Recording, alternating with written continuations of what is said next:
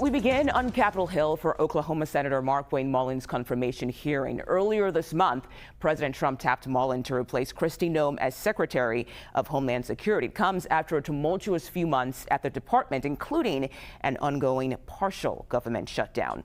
Fellow senators are now questioning Mullin. Senate Homeland Security Chairman Rand Paul began the hearing recounting his experiences with political violence. He then accused Mullin of responding to a policy disagreement by attacking him personally and appearing to condone that violence. Take a listen to some of the exchange. I mean, the sheer lack of any kind of self-awareness that you're going to be leading thousands of men and women who will have the use of force, and there's been great questions in our country about how that will be used, and you think a violent attack is just fine. So I guess my first question is, do you think that justifying that kind of violence sets a good example for the men and women of ICE and Border Patrol? Mr. Chairman, first of all, I didn't know the extent of your damage. When the phone call was made, I made it to you and I tried to talk to you. You didn't engage at all. In fact, you said, get your paperwork in. It's got to be at 3 days in between. You offered no apology. Sir? And you offer no apology today and no regrets. Haven't heard the word apologize, haven't heard the word regret, haven't heard I misspoke and it was heated and I made a mistake. Haven't heard any of those words. Sir, actually, it wasn't heated, and I'm not apologizing for pointing out your character. Good. So you're jolly well fine, and you want the American public and the people up here to vote, that may or may not vote for you, to know that you supported the felonious, violent attack on me from behind. I did not say I supported it. I said I understood it. There's a difference. Oh, so that means you really didn't approve of it, just completely understand it. What do you think most people would interpret completely understand to be? Support for or a condemnation of the violence? Sir, as I said, we can have our differences. It's not going to keep me from doing my job as Secretary of Homeland Security. Let's bring in CBS News congressional correspondent Nicole Killion. Nicole, I know you have been listening to this hearing. Can you paint us a picture of what's going on so far? Well, I've actually been inside the hearing room. The door is right there. But look, I mean, I think that clip summarizes a big chunk of that. Obviously, this hearing started off kind of on a contentious note and on a very personal note between the chairman of this committee, Senator Rand Paul of Kentucky, and Senator Markwayne Mullin of Oklahoma, who's the president's nominee to be the next DHS secretary. Obviously, they have some personal differences about views about political violence, about some statements that Senator Mullin said about Senator Rand Paul, and so that even went into some of the initial lines of questioning that Senator Paul had as he really tried to hone in and dig in on Senator Mullin's temperament, even bringing up a hearing from a couple of years ago where Senator Mullin almost got into a fight with a Teamsters official, Sean O'Brien. Now, Sean O'Brien is actually at this hearing, was sitting behind Senator Markwayne Mullin, and he said that the two are now friends. We actually talked to Mr. O'Brien as he exited the hearing briefly, and I asked him how he made up with Senator Mullin. He said,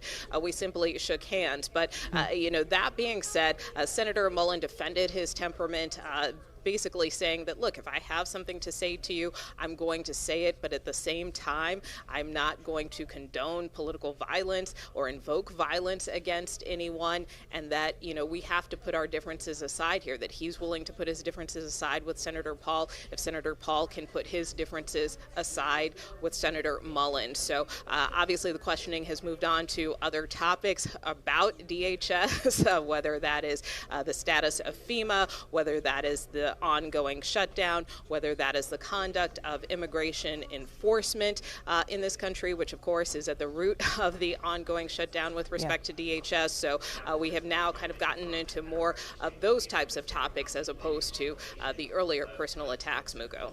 And Nicole, from what we've heard so far today, how do both sides of the aisle view Mullin as the potential new DHS leader? Well, look, broadly speaking, and I've interviewed Senator Mullin myself many times, he is fairly well liked here on Capitol Hill because he is such a straight shooter and kind of has an interesting background in the sense that he's a former businessman, former MMA fighter before he came here to Congress. But he really has been a bridge builder in some aspects, particularly in terms of the last government shutdown, that record-breaking government shutdown that we endured, where he was not only a liaison between his Senate colleagues, but also, he was reaching out to members in the House, the White House, trying to work out a resolution during that epic shutdown that we saw last fall.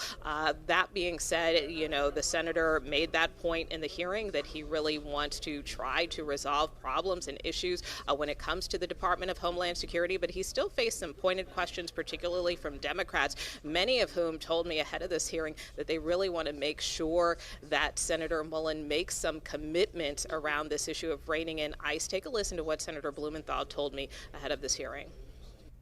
Are you inclined to support him? Some of his statements justifying the violent brutality and cruelty of ICE officers in Minneapolis and all around the country are absolutely abhorrent, disgusting.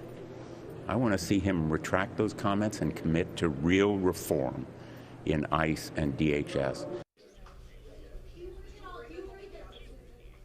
So Senator Blumenthal actually just questioned Senator Mullin and really tried to press him about some of the statements that he made, specifically following those deadly shootings in Minnesota involving Alex Preddy and Renee Good, two U.S. citizens. The senator did not necessarily recant what he said about those incidents, but Senator Blumenthal, I would point out, did not commit to me that he would in fact support or vote for Senator Mullin. The only Democrat so far that has said he would back him is Senator John Fetterman, who's also part of this hearing. So it still will be a numbers game for Senator Mullin to ultimately win support, but GOP leaders are confident he can get confirmed. In fact, this committee plans to vote on his nomination as soon as tomorrow, Mugo. Oh, okay. We'll see what happens. Nicole Killion on Capitol Hill. Thank you so much.